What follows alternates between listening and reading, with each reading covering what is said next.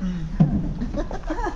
know, the readers, you don't have to use the platform unless you want. It's kind of exhilarating up here. It's quite nice. Can you hear us? Yeah. Can you hear us if we're up here? Yeah, yeah. Yeah? Okay. Yeah. So, welcome to the Mothers Who Write reading at Scottsdale Museum of Contemporary Art. I'm Deborah Sussman-Susser. Can't hear us? You know what? I'll get down here because I don't need this anyway. So, welcome to the Mothers Who Write reading. Now can you hear her? Yes. Can you hear me? Yes. Hello. At the Scottsdale Museum of Contemporary Art. I'm Deborah Sussman-Susser. And I'm Amy Silverman. Sounds loud. I'm loud. And we have 6 readers today, all of whom are students in the fall semester of Mothers Who Write. And we'll read the title and the name, and then they will come up and read. Feel free to applaud. They're all reacting to the amazing show that's in this gallery. So we're very lucky to be able to be in this space with Nick Cave's, they're called sound suits, right? Yeah. And we encourage you, they very, very nicely, the museum has turned the volume down a little bit on the videos for us. But when we're done here, we encourage you to go and watch the sound suits in action, because you can see Nick Cave moving around in them. They make wonderful, wonderful noises. All right, thank you. Our first reader will be Estelle Gracer. Nick Cave, You Made Me Remember.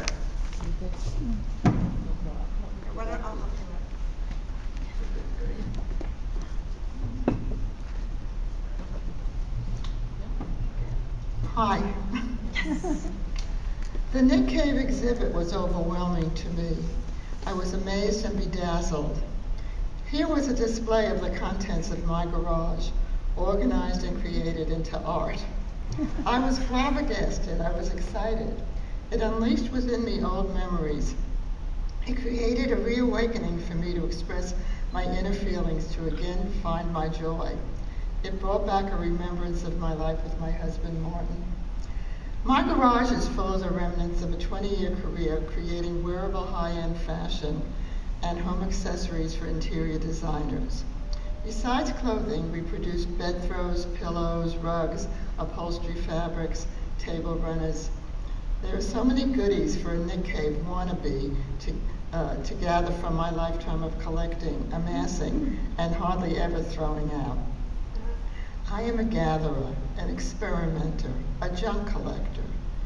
In my younger years, I had a magnificent time scouring antique shops, flea markets, garage sales, and junkyards.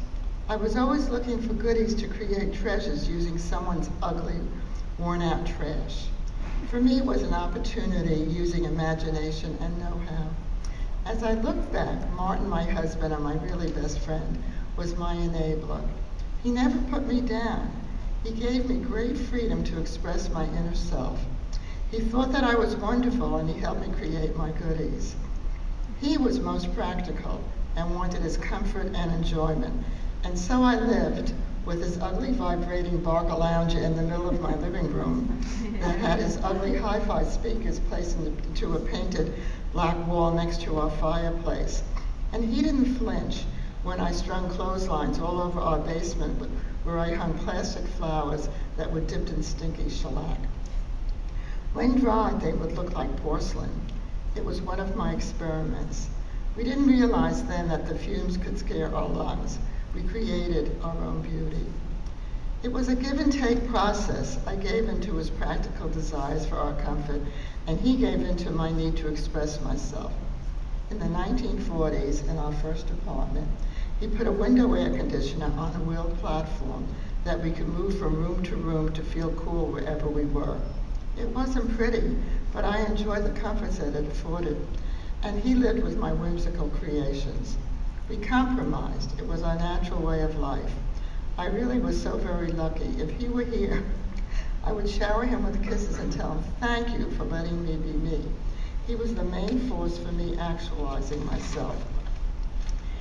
He understood my need to gather, to collect. Lots of it was for us. I so enjoyed the seeking, the looking for a treasure. It was a game for me. I love antique furniture, carved wood, wrought iron, art glass, silver, any interesting artifacts. I would find odd pieces and he would help me adapt them into something wonderful. He was mechanical. He was very handy. We had fun. I had great latitude in decorating our home. At one point, to satisfy my quests, I knew that I had to go small. I had no more room for big pieces. I started to collect silver twisted handled butter knives. They have become a history of the silver plating industry in America. They are housed in an old map cabinet. I've collected seated shelf figures. They are small and portable. When we moved to Arizona, we had to pare down our belongings. I could not part with my creativity, and so we moved with my glorious junk. Our formal furniture found new homes. I've collected more goodies since I've arrived here. Alone now, I have a full house. During our life journeys, we had our glorious ups and our very dramatic downs. Yet we remained a team, allowing each of us to flourish and develop our own paths. We enabled one another to achieve our individual greatest happiness and fulfillment. We were 20 years old when we married, so we literally grew up together. We went through a lot of maturing. We respected one another. We were loyal to each other. It wasn't lovey-dovey every minute of every day. We were real. We had our differences, but we were solidly together in our souls. All of these thoughts and remembrances, especially my feelings and my very deep appreciation for the freedoms that Martin so lovingly afforded me, were evoked by Nick Cave's creations. All of that junk used and turned into an exciting array of happiness that literally blew my mind. I giggled. Lately, all I can do is doodle. I just make silly things. I can only play. After many years of having to, I guess I'm all played out. Yet, when I think of all the goodies in my garage, I even have a mannequin. I have to do something with it all. Maybe make a miniature sound suit, but with no sound. I know that if Martin were here, it would have sound. It would be fun to make something joyous. It would be more fun to do it with others. I need the energy to create with the remnants of my and Martin's experiences. Oh, could I make something meaningful and beautiful out of all these memories? Will I? We'll see.